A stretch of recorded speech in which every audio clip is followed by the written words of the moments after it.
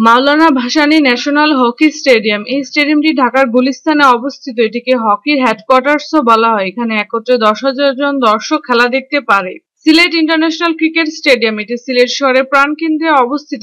এখানে দর্শক ধারণ ক্ষমতা 13,500 জনের।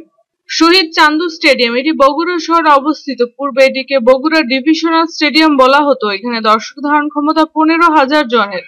শেখ আবু নাসির স্টেডিয়াম। এই স্টেডিয়ামটি খুলনা শহরে অবস্থিত। এটিকে ক্রিকেটের টেস্ট ভেন্যু বলা হয়। এখানে একত্রে 15,000 দর্শক খেলা দেখতে পারে।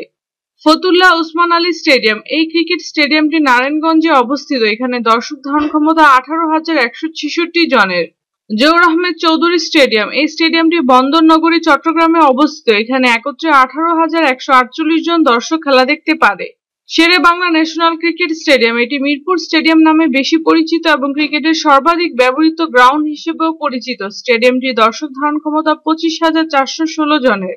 M A Aziz stadium. এই স্টেডিয়ামটি চট্টগ্রামের একটি বহুমুখী স্টেডিয়াম। এখানে ক্রিকেট ও ফুটবল উভয় খেলাই অনুষ্ঠিত হয়। এই স্টেডিয়ামে একত্রে 30,000 দর্শক খেলা দেখতে পারে। Bangabandhu national stadium. এটি ঢাকা স্টেডিয়াম নামেও পরিচিত এবং এটি ঢাকার কেন্দ্রস্থল মতিঝিল এলাকায় অবস্থিত। স্টেডিয়ামটির দর্শক ধারণ ক্ষমতা 36,000। Sheikh Kamal international stadium Cox's Bazar. এটি বাংলাদেশের সবচেয়ে বড় স্টেডিয়াম যা পর্যটন শহর কক্সবাজারে তৈরি করা হয়েছে। স্টেডিয়ামটিতে একত্রে 1,60,000 দর্শকের ধারণ ক্ষমতা রয়েছে। যদি আমাদের ভিডিওটি ভালো লাগে তাহলে অবশ্যই লাইক করার অনুরোধ রইল। ধন্যবাদ।